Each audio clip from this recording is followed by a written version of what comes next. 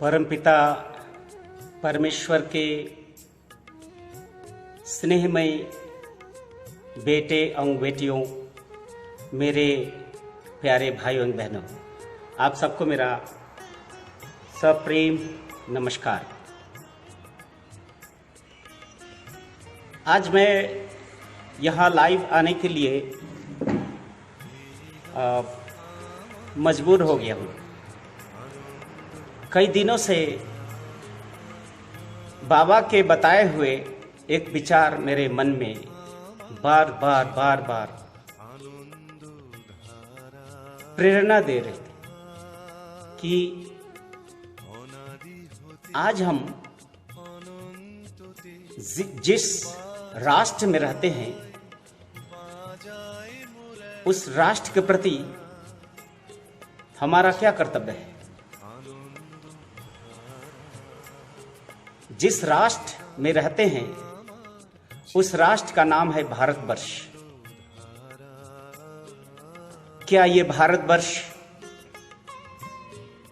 किसी राजनैतिक पार्टी या किसी विशेष संप्रदाय या किसी विशेष भाषा भाषी व्यक्तियों का जागर है? मुझे पूर्ण विश्वास है अब सब लोग इस मत से एकमत होंगे कि ये राष्ट्र किसी व्यक्ति या ग्रुप या संप्रदाय का जागर नहीं है।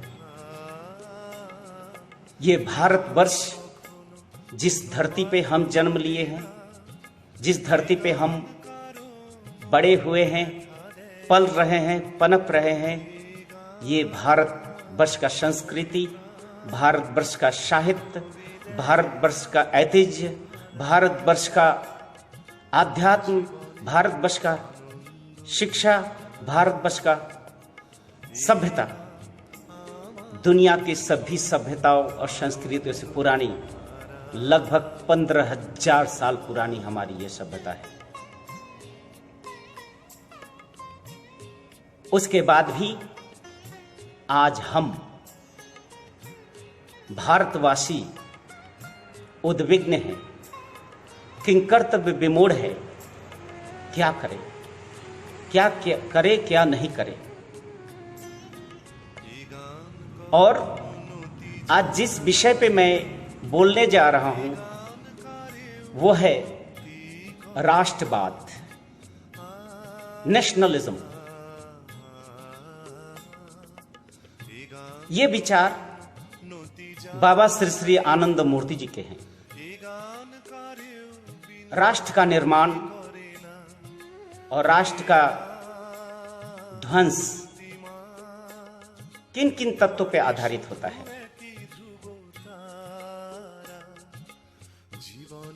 ये चीज बाबा ने अपनी किताब देश प्रेमिकों के प्रति टू द पैट्रियट में बाबा ने बताए हैं।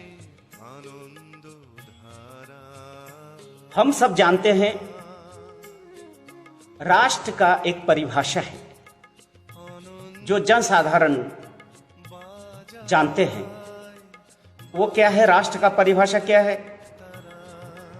कि जब एक ही भौगोलिक या एक ही भूखंड में एक ही भाषा भाषी, एक ही संस्कृति, एक ही पहनाव, एक ही खाद्य ग्रहण करने वाले, एक ही मत के मानने वाले जो व्यक्ति एक समूह में होते हैं वही राष्ट्र होता है।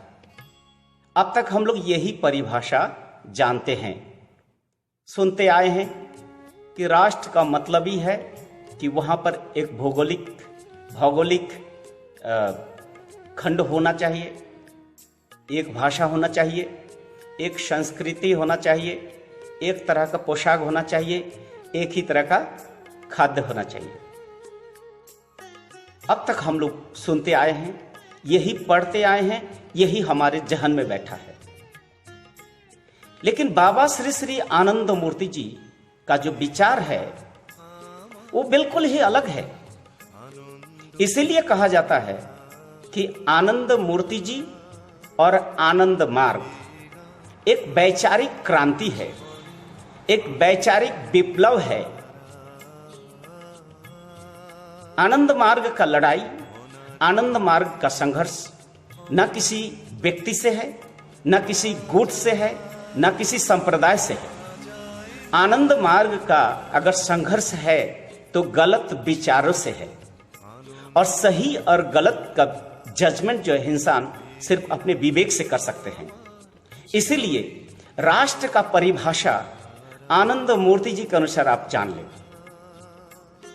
इस राष्ट्र के परिभाषा को जानने के लिए आपको कुछ इतिहास के प्रेक्षापट या पृष्ठभूमि को देखना पड़ेगा। राष्ट्र का निर्माण कैसे होता है? क्या एक भूखंड से होता है? क्या एक भाषा भाषी के जनगोष्ठी से होता है? कि एक ही पोशाक, एक ही वेशभूषा, एक ही खाद्य ग्रहण करने वाले व्यक्ति वो से होता है? आनंद मूर्ति जी कहते हैं नहीं। आनंद मूर्ति जी कहते हैं राष्ट्र का निर्माण होता है सेंटिमेंट से। आनंद मूर्ति जी कहते हैं राष्ट्र का निर्माण होता है भाव प्रवणताओं से। भाव प्रवणता, इसको जानना जरूरी है। सेंटिमेंट क्या है? सेंटिमेंट होता है मनुष्य के मन का एक अचानक विस्फोट, अचानक अभिप्रकाश। जहां सेंटिमेंट होता है वहां लॉजिक और वहां पर बुद्धि कुछ काम नहीं करता है। सेंटिमेंट एक अचानक sudden explosion of mind, sudden expression of mind. इससे जो भी निकल आता है इंसान वो कर बैठता है, इसे बोलते सेंटिमेंट। तो यहां पर कहते हैं दो तरह के सेंटिमेंट है, एक अच्छे सेंटिमेंट है, एक गलत सेंटिमेंट है। एक कंस्ट्रक्टिव सेंटिमेंट है, एक डिस्ट्रक्टिव सेंटिमेंट है। एक प्रगतिशील भाव प्रवणता है, दूसरा है पतनकारी ध्वंसकारी सेंटिमेंट या भाव प्रवणता। आप जरा देखिए बाबा का ये कहना कहां तक सही है कि सेंटिमेंट से ही राष्ट्र का निर्माण होता है, कोई भौगोलिक भूखंड से नहीं। देखिए अगर इतिहास को देखते हैं कि आर्यों का आगमन, आर्यन इन्वेशन जो हुआ है हमारे भारतवर्ष में, वो करीबन 10, 11, 12 हजार साल पुराना इन्वेशन हुआ। जब आर्य अपने संस्कृति और अपने सभ्यता को लेके भारतवर्ष आए, अपने वास स्थान खोजने के लिए, रहने के लिए उपयुक्त स्थान खोजने के लिए, तो देखा कि भारतवर्ष एक सुंदर भूमि है, विस्तृत भूमि है, इसलिए भारतवर्ष नाम पड़ा। भारत अर्थात जो भूमि मनुष्य का भरण पोषण और विकास के लिए सही और उपयोगी भूमि है। अर्थात ये वर्ष का मतलब होता है विस्तृत भूमि। वो विस्तृत भूमि जो मनुष्य के भरण पोषण और विकास के लिए उपयोगी है, प्रॉपर है, वही है भारतवर्ष। तो हम जिस देश में रहते हैं उस देश का नाम है भारतवर्ष। तो जब आर्य लोग भारत में आए तो अपने संस्कृति को लेकर आए। उनका शरीर का गठन, उनका शरीर का रंग, उनके खान पान बिल्कुल ही भारतवासियों से बिल्कुल अलग था। वो लंबे गोरे हट्टे कट्टे कद के थे और भारतवासी का रंग काला, गेहुआ, लंबे, शाकाहारी, ज्यादा संघर्ष नहीं करना जानते। ऐसे ही एक सुंदर आध्यात्म प्रवण शांति प्रिय जनगोष्ठी ये भारतवर्ष के हैं। तो ये आर्य जब भारतवर्ष पे आए अपने संस्कृति को भारतवासियों पे थोपना चाहा। पहला संघर्ष जो भारतवासियों का हुआ वो आर्यों से हुआ। आर्य अनार्य की लड़ाई, इसको शास्त्रों में भी देखते हैं देवासुर संग्राम जिसको कहते हैं, देव और असुर संग्राम। आर्य लोग अपने आप को देवता कहते थे क्योंकि देखने में गोरे लंबे कद के थे, और जो गोरे लंबे कद के नहीं थे वो अनार्य हुए, अर्थात वो देवता नहीं हुए, माने असुर हो गए। ये सूर असुर का संग्राम शुरू हुआ। अर्थात सबसे पहले संग्राम किससे हुआ? आर्य और अनार्य से। उस समय भारत में राष्ट्र का निर्माण हुआ। राष्ट्र का कैसे निर्माण? ये आर्य बाहर से आया है, हमारे देश पे ये हावी होना चाहता है, इसलिए आर्य अनार्य की भयंकर लड़ाई हुई, भयंकर लड़ाई हुई। उस समय एक सेंटिमेंट जगा, इसलिए जितने भी भारतवासी अनार्य है सब एकजुट हो गए और आर्यों के विरुद्ध में संग्राम किए। लेकिन उस संग्राम से बहुत नुकसान भी हुआ, उस संग्राम से फायदे भी हुए। दो संस्कृति का मिलन हुआ, दो सभ्यताओं का मिलन हुआ, आर्य और अनार्यों का सभ्यताओं का मिलन। आर्य भारत में आए, यहां रहने लगे, एक दूसरे से मिलने लगे, सांस्कृतिक आदान प्रदान हुई, एक नई संस्कृति का जन्म हुआ, नई सभ्यता का विकास हुआ। वहां पर फिर राष्ट्र समाप्त हो गया, अर्थात सेंटिमेंट खत्म हो गया, सब फिर रहने लगे। काफी कई हजार साल तक चलते रहे। उसके बाद फिर मुगलों का, पुर्तगालीज का आक्रमण हुआ, इन्वेशन हुआ। फिर भारतवर्ष के लोग एकजुट हो गए कि ये बाहर के लोग हमारे धन संपदाओं को लूट रहा है, इसकी संस्कृति अलग है, हमारे संस्कृति पे अपना थोपना चाह रहा है। तो आर्य अनार्य की लड़ाई के बाद जो सबसे बड़ा लड़ाई हुआ वो मुगलों के विरुद्ध में भारतवासियों का हुआ। उसमें बहुत जान माल गए, बहुत क्षति हुई। फिर मुगल जब लुटेरे के रूप में आए तब तक संघर्ष चलती रही। जब मुगल इस देश को अपना देश समझने लगे, इस जगह रहने लगे, तो फिर उसकी जो सब लोग फिर एक दूसरे से तालमेल होने लगे, एक साथ तालमेल रख के चलने लगे, एक ही भावधारा में रहने लगे। देश में सेंटिमेंट खत्म हो गई, अर्थात फिर राष्ट्र खत्म हो गया। सेंटिमेंट खत्म हो गया, राष्ट्र खत्म हो गया, सब अपने अपने ढंग से काम करने लगे। अलग अलग राज्य अलग अलग टुकड़ों में बटे हुए राष्ट्र आए, सम्राट खत्म हुआ, नवाब आए, नवाब के बाद आया ब्रिटिश। ब्रिटिश के आने के बाद फिर ब्रिटिश आए बिजनेस करने के लिए, लेकिन देखा कि नहीं, ये भारतवर्ष जैसे धन्य धान्य से भरपूर कोई दूसरा देश नहीं हो सकता है। इसलिए यहां अपना शोषण यंत्र इस तरह से विस्तृत किए ईस्ट इंडिया कंपनी ने कि भारतीयों के रक्त मांस संस्कृति सभ्यता को नाश करके सब कुछ खत्म करके अपने देश ले जाना चाह रहा था। भारतवासी शांति प्रिय, सुख चैन अमन चैन से रहने वाले, इस पर अन्याय अत्याचार होती गई। अचानक एक सेंटिमेंट विस्फोटन हुआ। वो सेंटिमेंट है एंटी ब्रिटिश सेंटिमेंट। उस एंटी ब्रिटिश सेंटिमेंट में हिंदू, मुसलमान, सिख, ईसाई सब लोग मिलकर ब्रिटिश के शोषण के विरुद्ध में संग्राम किए। एक राष्ट्र का निर्माण हुआ। वहां कोई नहीं देखा काला है, गोरा है, सफेद है, सिर्फ देखा कि ये शोषक ब्रिटिश के खिलाफ हमें जंग लड़नी है तो लड़नी है, लड़े, हम स्वाधीन हुए। लेकिन स्वाधीनता के समय में दो मानसिकताएं देखी गई। एक मानसिकता जो चाहते थे कि भारत को जल्द से जल्द राजनैतिक स्वाधीनता मिलना चाहिए, और एक ग्रुप चाहते नहीं, भारत को संपूर्ण स्वाधीनता चाहिए, सिर्फ राजनैतिक स्वाधीनता से काम नहीं चलेगा। अर्थात वो जो स्वाधीनता संग्रामी हैं वो भी दो भाग में बंट गए। एक जो संपूर्ण क्रांति चाहते हैं, संपूर्ण विप्लव चाहते हैं, संपूर्ण स्वाधीनता चाहते हैं, और कोई चाह रहे थे नहीं भाई संपूर्ण क्रांति अगर करने जाएंगे तो बहुत सारी चीजों की जरूरत होगी, अर्थनैतिक विजन चाहिए, सामाजिक विजन चाहिए, हर तरह का विजन चाहिए, ये सब तो हमारे में है नहीं भाई। तो फिर क्या किए, वो जो सर्वात्मक विकास चाहने वाले जो ध्रुव है, जो गुट है, जिसका नेता नेताजी सुभाष चंद्र बोस है, उन्हीं के पीछे पड़ गए हमारे स्वाधीनता तथाकथित स्वाधीनता संग्रामी।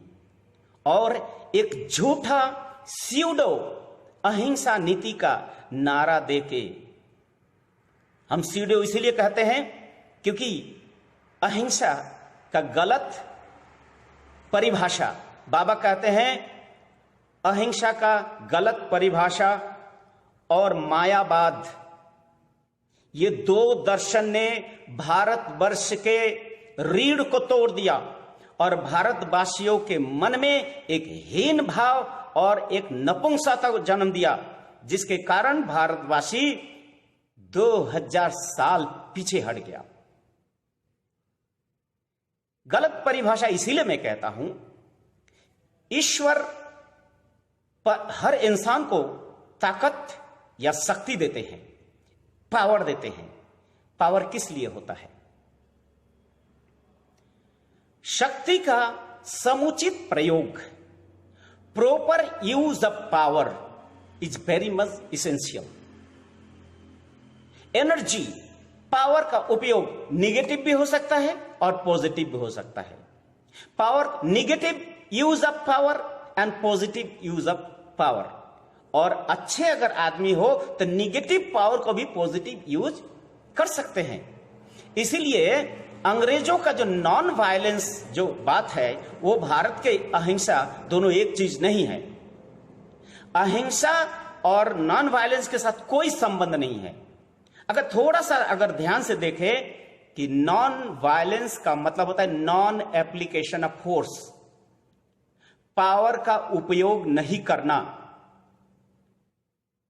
पावर का उपयोग ही नहीं करना है। अर्थात एक थप्पड़ दे तो दूसरा गाल को टर्न कर दो, मच्छर आके काट ले तो मच्छर को बुलाओ, मच्छर मेरा खून चूस लो। जोंक तुम्हारे शरीर पे आ गए तो बोलो ठीक है तुम मेरा खून चूस लो। आदमी को खाने के लिए चीनी नहीं है तो चींटियों के गड्ढे में जाके चीनी दान करना। यह सब क्या है? झूठा अहिंसा नीति है, झूठा अहिंसा नीति। और सही अहिंसा नीति नेताजी सुभाष चंद्र बोस पालन किए थे। उन्होंने कहा अहिंसा का मतलब शक्ति का प्रयोग बंद करना नहीं है, शक्ति का समुचित प्रयोग करना।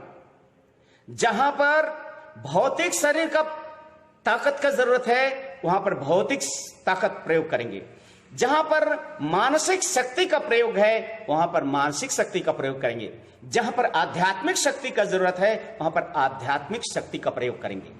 अर्थात सुई का जगह तलवार नहीं ले सकता, तलवार का जगह सुई नहीं ले सकता, बुद्धि का जगह तलवार नहीं ले सकता, तलवार का जगह बुद्धि नहीं ले सकता। इसीलिए हर चीज का सही उपयोग होना चाहिए। एक डॉक्टर का सर्जरी का जो नाइफ होता है वो एक पेशेंट को बचाता है। वही चाकू अगर किसी एंटी सोशल एलिमेंट के हाथ में है तो वो दूसरे का जान भी ले सकता है, दूसरे का क्षति पहुंचा सकता है। चाकू तो चाकू ही है। आइंस्टाइन का बनाया हुआ जो E equal to MC theory, equation, theory equation, जिसके कारण एटम बम का निर्माण हुआ।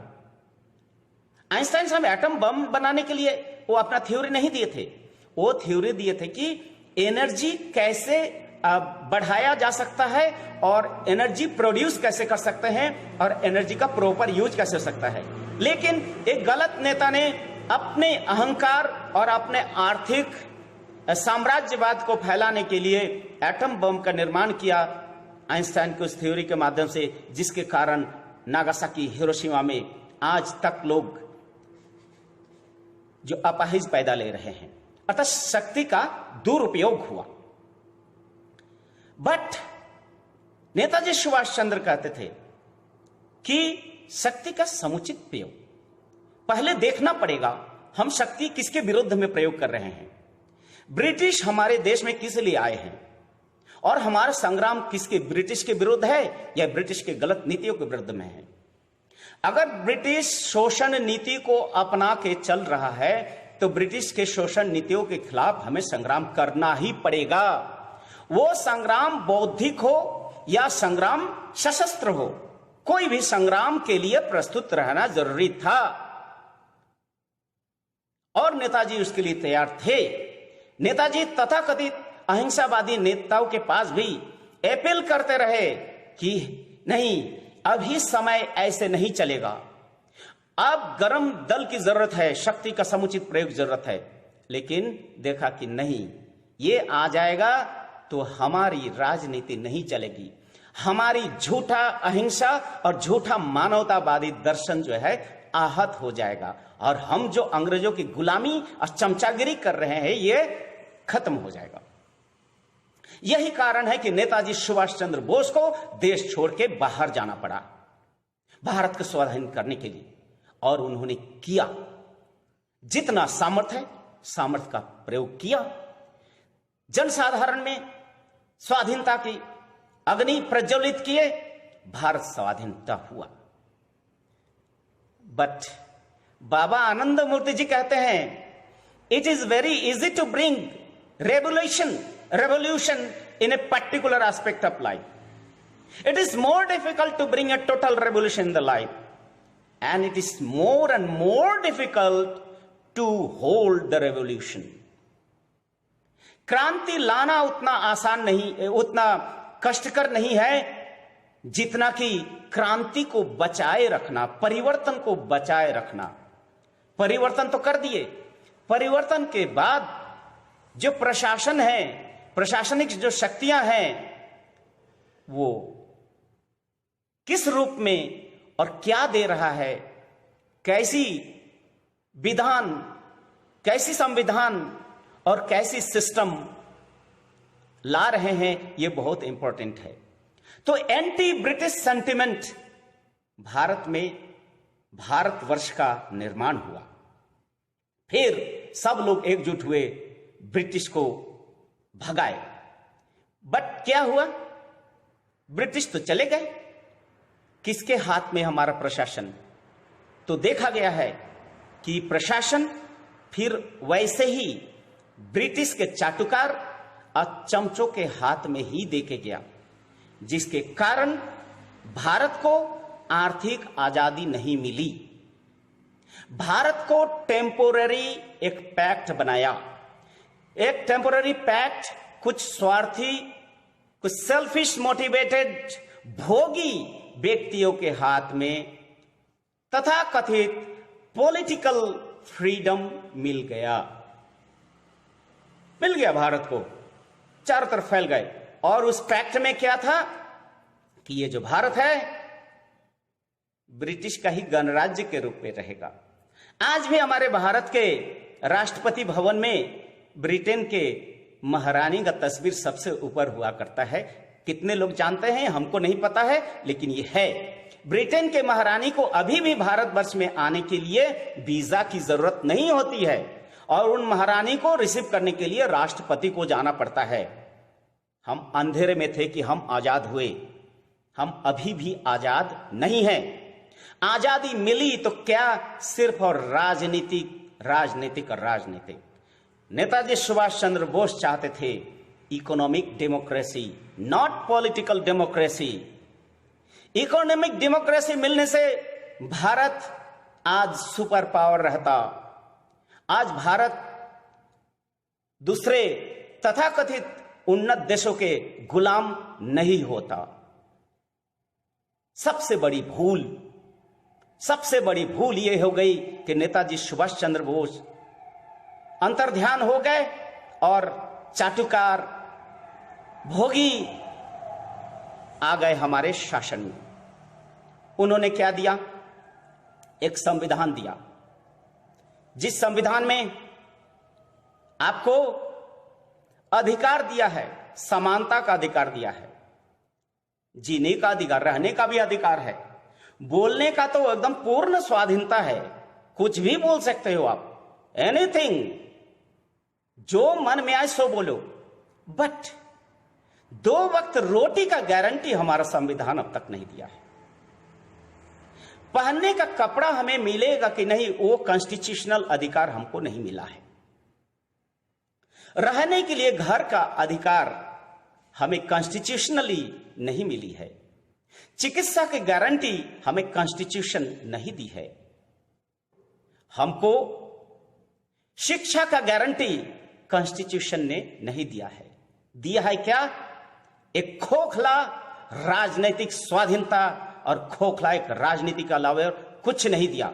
सिर्फ और सिर्फ भूखमरी, अनाहार, अनिद्रा, कुसंस्कार, अंधविश्वास, भवजड़ता के अलावा और कुछ नहीं दिया।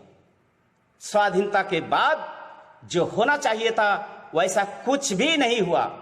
स्वाधीनता के बाद भारत को एकजुट होकर रहना चाहिए था, लेकिन भारत दो गुट में बंट गया, भारत और पाकिस्तान। कैसे? रिलीजियन के आधार पर बंट गई।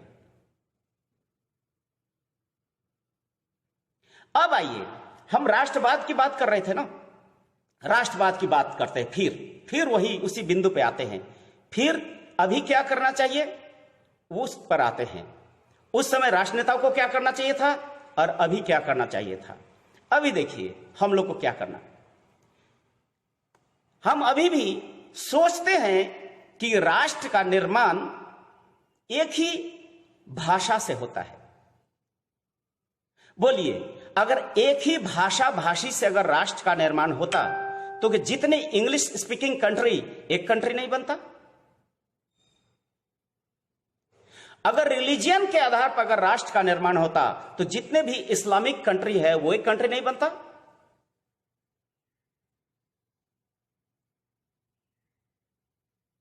लैंग्वेज के आधार पर होता तो जितने भी स्पेनिश स्पीकिंग कंट्री एक कंट्री होता, जितने भी फ्रेंच स्पीकिंग कंट्री है एक कंट्री होता, इंग्लिश स्पीकिंग कंट्री एक।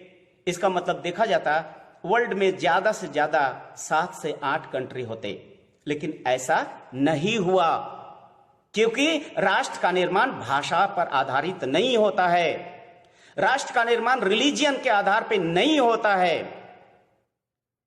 रिलीजियन के आधार पर होता है। संपूर्ण अरबिक कंट्री, जितने भी इस्लामिक कंट्री एक होता, चाइनीज कंट्री एक होते, कोरियन लैंग्वेज बोलने वाले 2 कोरिया नहीं एक कोरिया होता। ना भाषा पे